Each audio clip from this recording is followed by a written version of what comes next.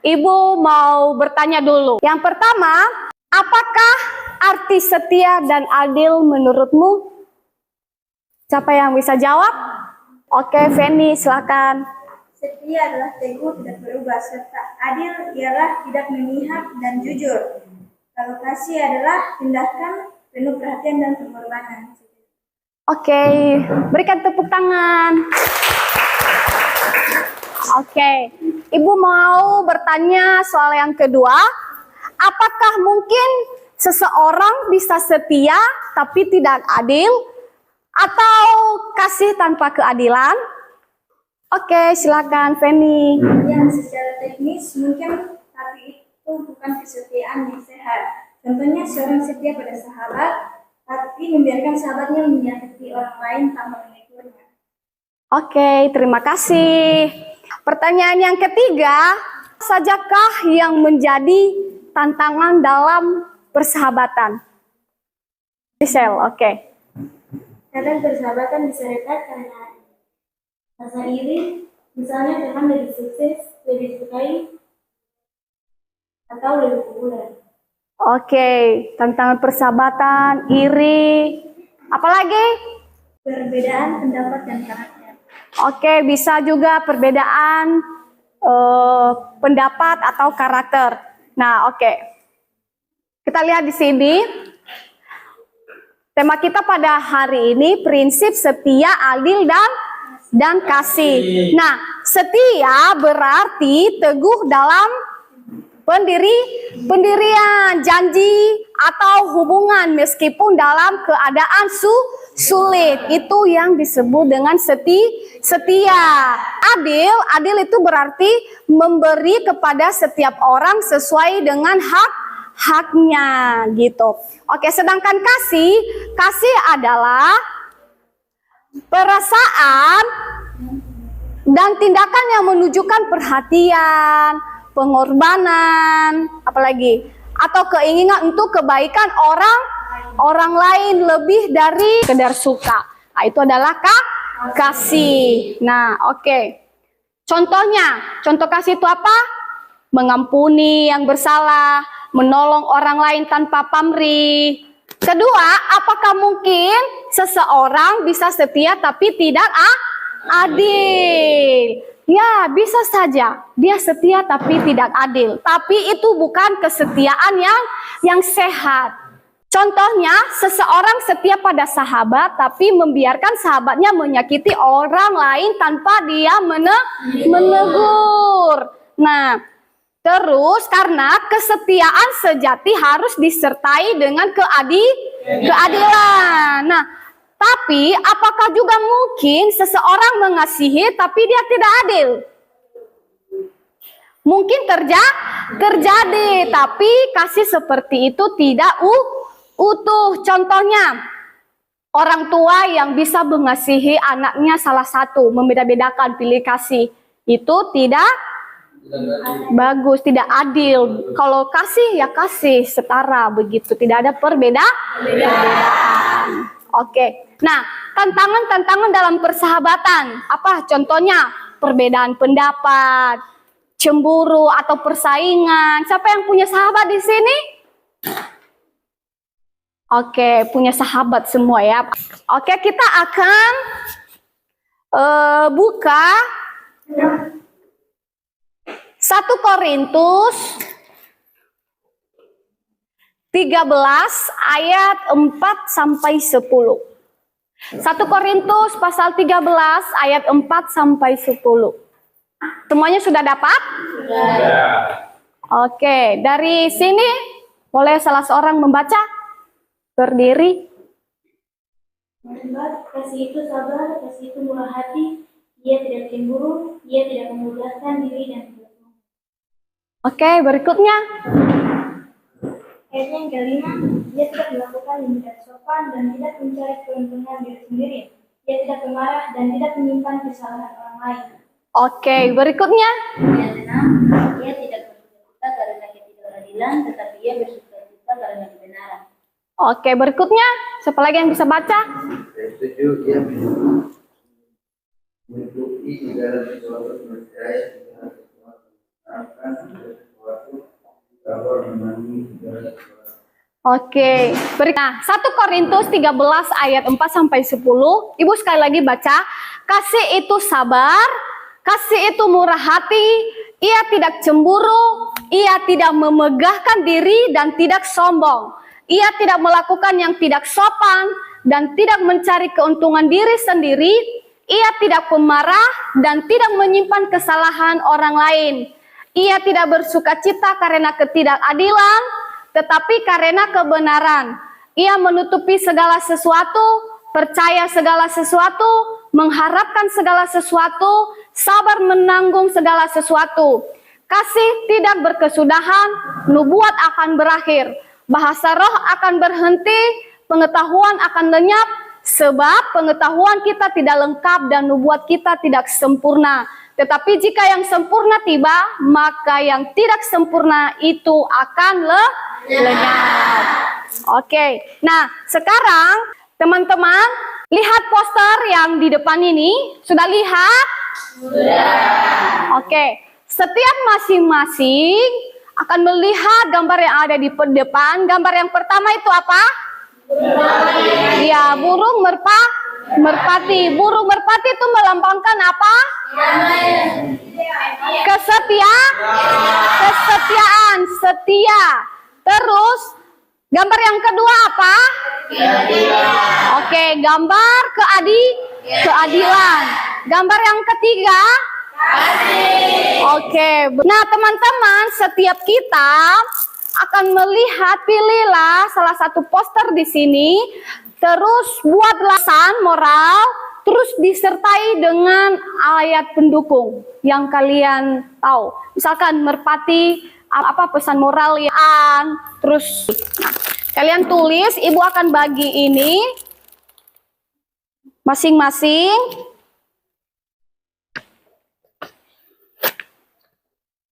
Nanti kalau sudah kita tempel di depan.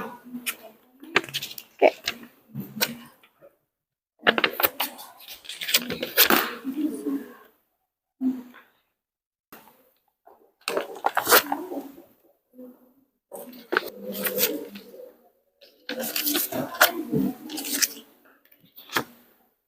Tempel.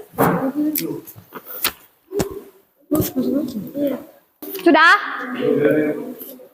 Oke.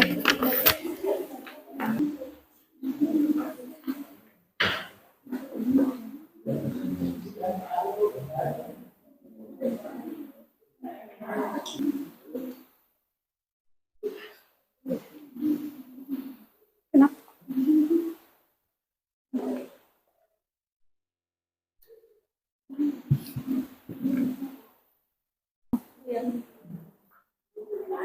Kesetiaan atau kedamaian. Bawalah damai dimanapun kamu berada, sebab kedamaian adalah tanda kehadiran Allah dalam hidup kita. Ayat pendukungnya? Ayat pendukungnya terdapat pada Filipi 4 ayat 9. Tinggallah selalu dalam kasih karunia Allah dan hiduplah dalam damai sejahtera. Maka Allah damai sejahtera akan menyertai kamu. Oke. Oke, siapa yang sudah siap lagi? Oke, silakan. Lambang apa? Lambang kasih. Kasih. Oke, pesan moralnya? Kasih sejati tidak berkuasa, tapi rela berkorban dan sabar menghadapi kelemahan orang lain. Oke, ayat pendukungnya? Kasih itu sabar, kasih itu murah hati, ia tidak cemburu, ia tidak memegahkan diri dan tidak sombong. Oke, berikan tepuk tangan. Yang sudah siap gambar poster keadilan? Keadilan, pesan moral, jadilah orang yang jujur dan adil karena Tuhan menilai hati yang tulus, bukan penampilan luar. Ayat pendukung, Tuhan membenci neraca yang curang, tetapi ia berkenan kepada batu timbangan yang tepat. Terdapat di Amsal pasal 11 ayat 1. Oke, berikan tepuk tangan. Oke, semua poster teman-teman yang sudah kalian buat masing-masing, silakan tempel di depan. Ayo. Langsung lengketkan saja. Situ. Nanti teman-teman bisa saling melihat punya teman, posternya, apa pesan moralnya, apa ayat pendukungnya. Jadi tempel masing-masing. Oke, yang sudah kembali ke belakang.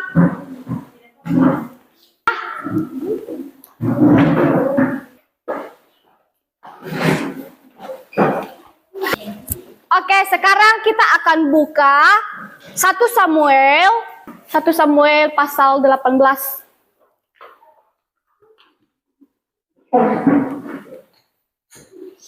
Oke, kita membaca secara bergantian ya.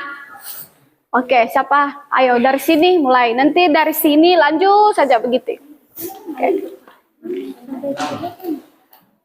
Samuel pasal 1 ayatnya yang ke-18, judul atau perikop Daud dan Yonatan. Ketika Daud habis berbicara dengan Saul, berpadulah jiwa Yonatan dengan jiwa Daud, dan Yonatan mengasihi dia seperti jiwanya sendiri. Lanjut. Pada hari itu Saul membawa dia dan tidak membiarkannya pulang ke rumah ayahnya. Dan 6, tetapi pada waktu mereka pulang, ketika Daud kembali sesudah mengalahkan orang Filistin, itu keluarlah orang-orang perempuan dari segala kota Israel menyongsong Raja Saul sambil menyanyi dan menari-nari, dengan memukul rebana, dengan bersukaria dan dengan membunyikan giring. 12. Saul menjadi takut kepada Daud karena Tuhan menyertai Daud. Sejak itu pada Saul ia telah mundur. Ketika dilihat Saul bahwa Daud sangat berhasil, makin takutlah ia kepadanya. Terima kasih yang sudah membaca. Nah, sekarang kita akan menonton video dari kisah 1 Samuel pasal 18. Oke, perhatikan baik-baik. Persahabatan antara Daud dan Yonatan adalah salah satu yang paling terkenal di dalam Alkitab. 2 Samuel 1 ayat 26b mencatat nyanyian Daud untuk Yonatan. Bagiku cintamu lebih ajaib daripada cinta perempuan. Perkataan Daud ini menunjukkan kepada kita hubungan di antara mereka melebihi cinta sepasang kekasih. Tetapi tahukah kalian bahwa di dalam Alkitab tidak pernah menyebutkan hubungan antara Daud dan Yonatan sebagai hubungan persahabatan, melainkan Alkitab mencatat bahwa Yonatan mengasihi Daud seperti dirinya sendiri, dan Daud menyebut Yonatan saudaraku. Hubungan antara Daud dan Yonatan melebihi hubungan persahabatan. Yonatan adalah putra sulung Saul dan merupakan seorang putra mahkota. Sedangkan Daud adalah pelayan Saul yang bekerja baginya untuk memainkan kecapi dan sebagai pembawa senjata Saul.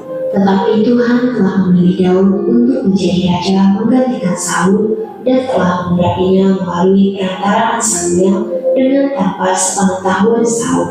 Sebab Tuhan telah menolong Saul sebagai raja karena ia tidak menaati perintah Tuhan pada saat ia berperang melawan bangsa Amalek. Pada mulanya Saul sangat mengasihi Daud, namun setelah keberhasilan demi keberhasilan yang diperoleh Daud dalam peperangan membuat Saul menjadi iri hati dan membenci Daud. Karena ia takut Daud mengambil alih tahta kerajaan Israel daripadanya. Karena itu ia berkali-kali berusaha untuk membunuh Daud. Sedangkan Yonatan anak Saul sangat mengasihi Daud sehingga ia menolong Daud untuk melarikan diri dari Saul ayahnya. Yonatan pertama kali disebut di dalam Alkitab dalam kitab 1 Samuel pasal 13, di mana ia memimpin 1.000 orang tentara di Gibea Benyamin, sementara Saul ayahnya memimpin 2.000 orang tentara di Mikmas di pegunungan Betel. Pada saat itu Yonatan memukul kalah pasukan pendudukan orang Filistin yang ada di Geba. Dalam pertempuran berikutnya, Yonatan dengan ditemani hanya oleh ujang pembawa senjatanya maju ke perkemahan orang Filistin dan membunuh 20 orang dalam jarak kira-kira setengah alun dari pembajakan Madan, kira-kira 1/4 hektar, membuktikan ketangkasan dan keberaniannya sebagai seorang perwira. Alkitab mencatat pertama kali tentang Daud dan Yonatan adalah pada saat bangsa Israel berhadapan dengan tentara Filistin di lembah Tarbantin, di mana Daud mengalahkan Goliat. Setelah Daud mengalahkan Goliat, Saul bertanya kepada Abner, panglima tentaranya, anak siapakah Daud? Maka Abner memanggil Daud untuk menemui Raja Saul. Ketika Daud habis berbicara dengan Saul, maka berpadulah jiwa Yonatan dengan jiwa Daud, dan Yonatan mengasihi dia seperti jiwanya sendiri. Sudah nonton videonya? Oke, kita akan bentuk kelompok 4 sampai 5 orang. Oke, kita akan menjawab pertanyaan dari isi video atau yang pemahaman kalian yang sudah kalian baca dari 1 Samuel pasal 18. Oke. Silakan lihat di depan, boleh kita lihat. Kita akan jawab pertanyaan berikut. Oke, sudah bentuk kelompok. Apakah pekerjaan Yonatan dan Daud? Di manakah mereka tinggal? Bagaimanakah kehidupan sehari-hari mereka berdua? Bagaimanakah sikap orang tua Yonatan terhadap Daud? Baru ceritakan kembali cerita dalam video yang kalian tonton tadi. Nah, terus mengidentifikasi nilai-nilai persahabatan yang ada dalam video dan yang dapat diteladani. Terus kalian rumuskan komitmen sebagai tindak lanjut kisah tersebut dalam kehidupan sehari-hari. Oke, silakan Ibu kasih waktu dari sekarang.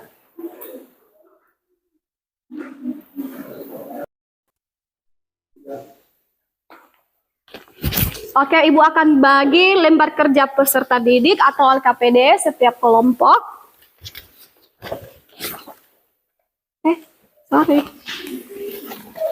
Bisa 2 juga. Oke.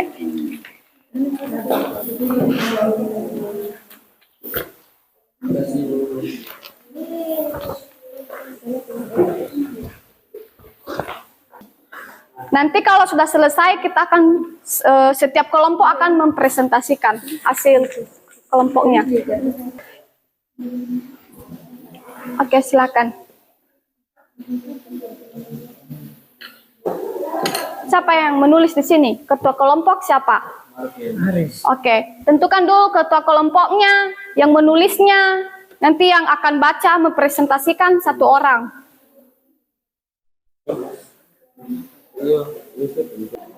Bagaimana?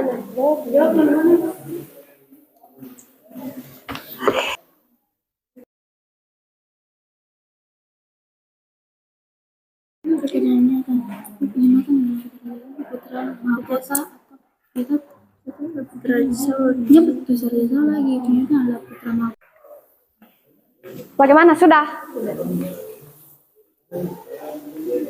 Sudah sampai nomor berapa?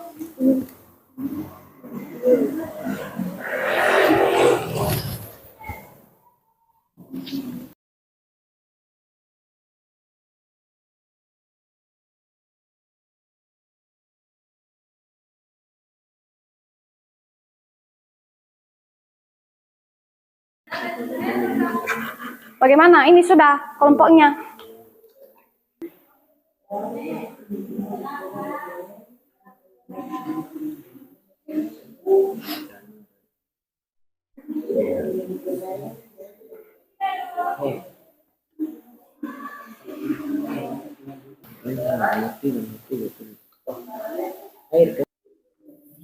Oke, sudah selesai semuanya?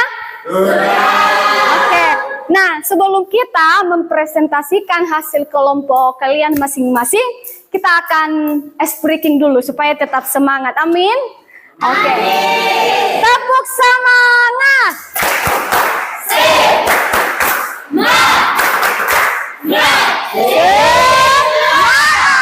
Oke, persilakan kelompok 1.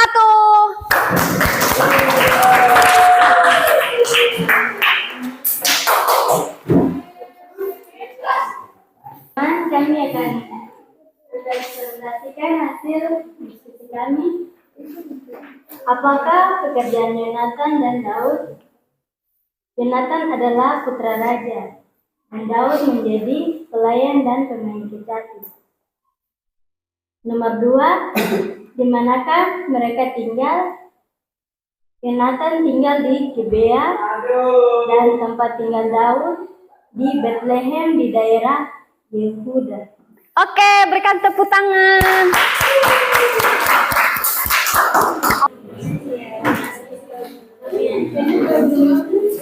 Oke, silakan. Terima kasih atas waktu yang diberikan kepada kami.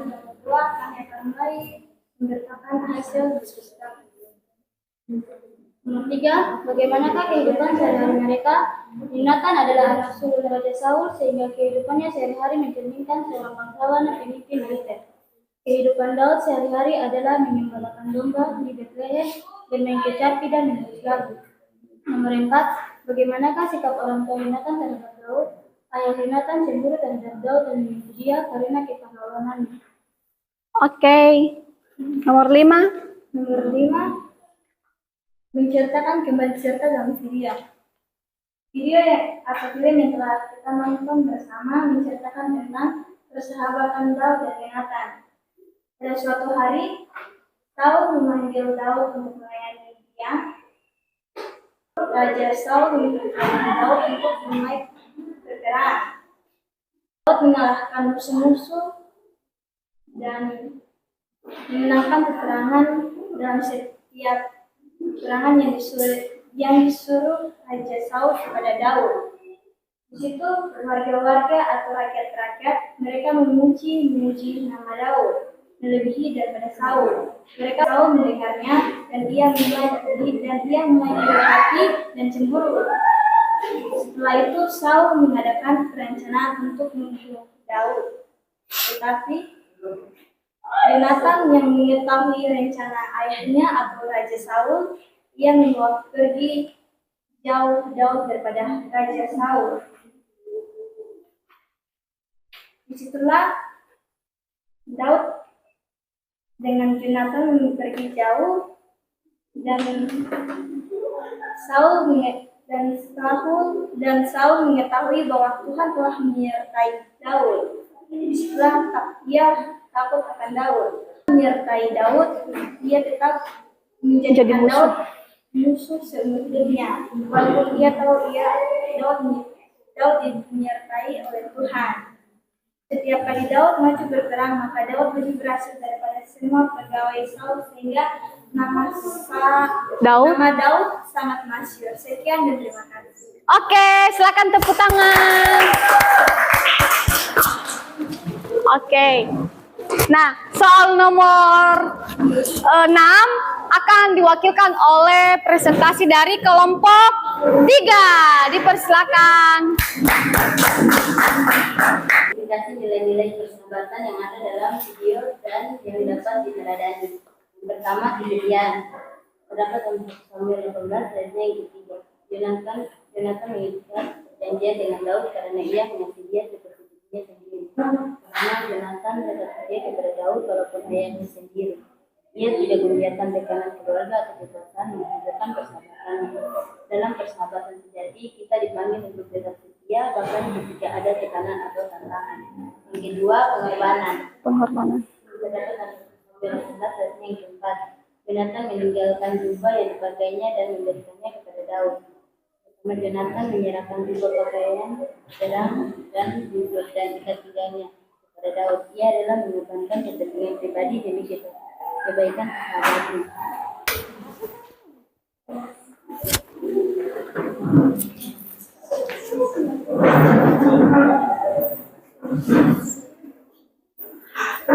Oke.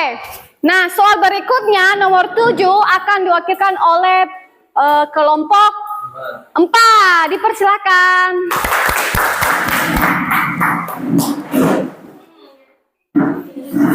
Nomor 7, rumuskan komitmen sebagai tindak lanjut bisa tersebut dalam kehidupan sehari-hari.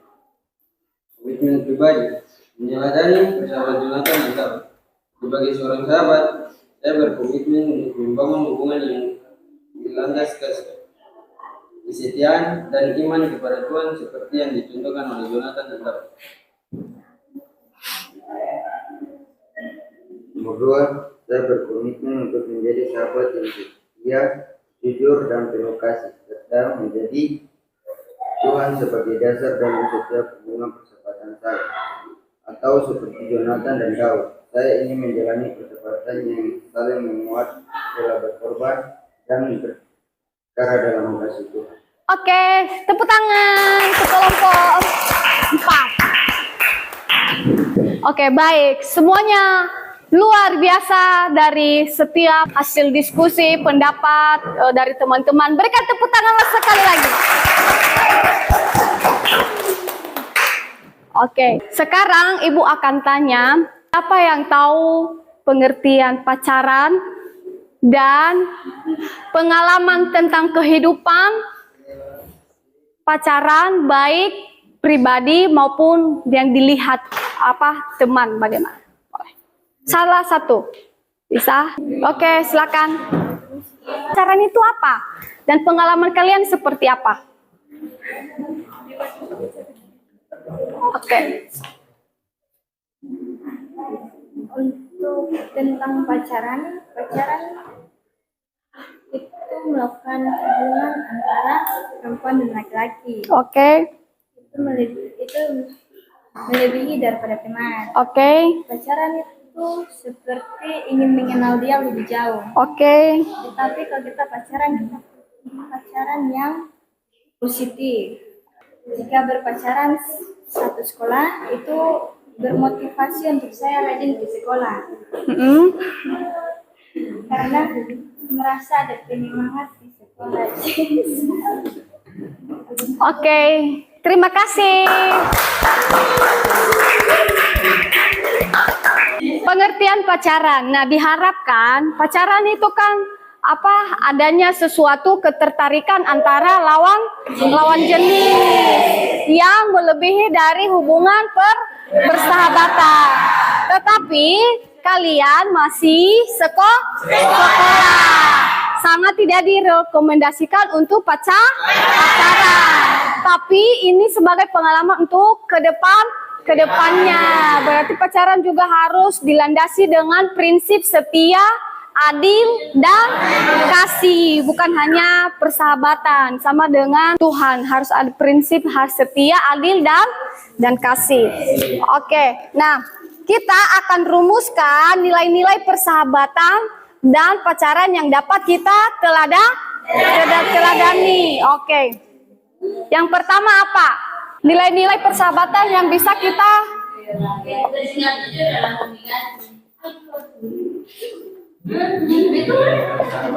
persahabatan apa?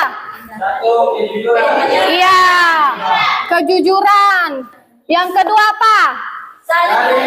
Iya, kita juga harus saling percaya. Yang keempat, oke, kesetiaan dan Terus kita kan nilai-nilai pacaran yang dapat kita teladani. Oke, yang pertama apa? Oke, harus juga saling menghargai. Oke. Terus apa lagi? Harus tanggung jawab. Bagi yang pacaran yang sehat, saling menghargai, tapi ibu tidak dianjurkan untuk sekarang, nanti ke depannya, tapi utamakan dulu pendidikan masa depan. Karena tadi pengertian pacaran adalah hubungan yang menjalin ketertarikan antara dua lawan jenis, tapi untuk menuju menikah. Kalau kalian kan masih mengejar masa depan. Oke. Kita akan menutup proses belajar mengajar kita pada pagi hari ini. Tapi sebelumnya Ibu mau tanyakan dulu kepada kalian, bagaimana pengalaman belajar hari ini? Bagaimana pengalaman belajar kalian? Apa yang kalian rasa? Apakah ada yang kurang? Atau tentang metode yang Ibu kasih atau materi yang dipelajari? Bagaimana pengalaman kalian hari ini? Senangkah? Apakah? Gitu. Satu orang yang bisa mewakili. Satu orang? Oke. Senang dan gembira dan menerima materi. Oke, terima kasih. Pengalaman belajar pada hari ini sangat menyenangkan karena dapat mengetahui nilai-nilai kasih, adil, dan kesetiaan. Oke.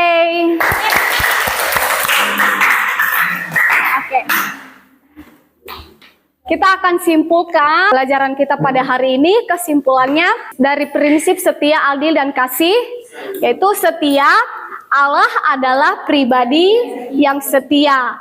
Nah, dan umatnya dipanggil untuk hidup dalam kesetiaan kepadanya serta kepada sesama. Jadi kita harus setia kepada Tuhan, kepada sesama. Adil yaitu Allah mengasihi keadilan dan memerintahkan umatnya untuk berlaku adil, tidak memihak serta membela yang lemah dan tertindas. Kita harus adil, teman-teman, kepada teman, kepada sesama. Nah, yang ketiga, kasih. Kasih adalah hukum utama dalam kehidupan orang percaya. Kasih sejati tidak egois, sabar dan penuh pengampunan. Nah, kita juga harus memiliki kasih, tidak egois, saling mengampuni, rela berkorban. Karena itu adalah perintah Tuhan. Oke. Ketiga ini, setia, adil, dan kasih tidak dapat dipisahkan. Itu harus menjadi dasar hidup setiap orang percaya. Dengan meneladani karakter Allah yang setia, adil, dan penuh kasih. Oke, berikan tepuk tangan semuanya. Kita akan menutup proses belajar mengajar kita pada pagi hari ini, tetapi kita harus ditutup dengan doa. Oke, silakan yang bisa membawa kita doa penutup, dan sebelumnya kita akan bernyanyi dulu. Silakan maju yang memimpin kita doa. Ayo semuanya bangkit berdiri. Kita akan tutup pelajaran kita pada pagi.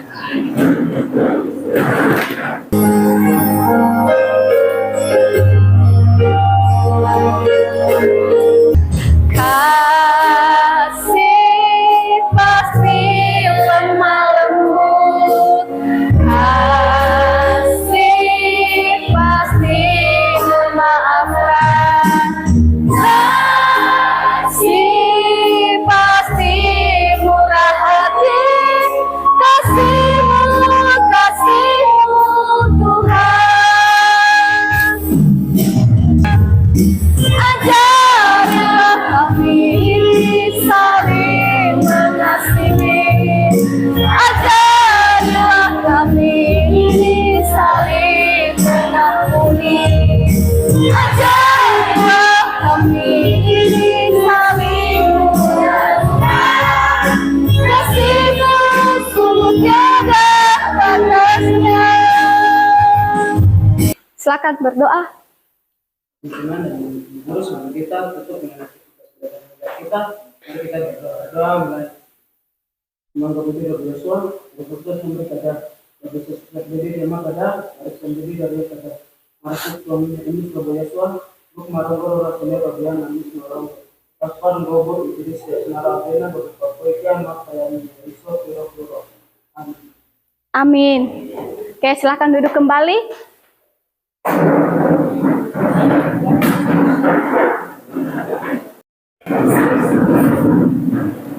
Dari salam.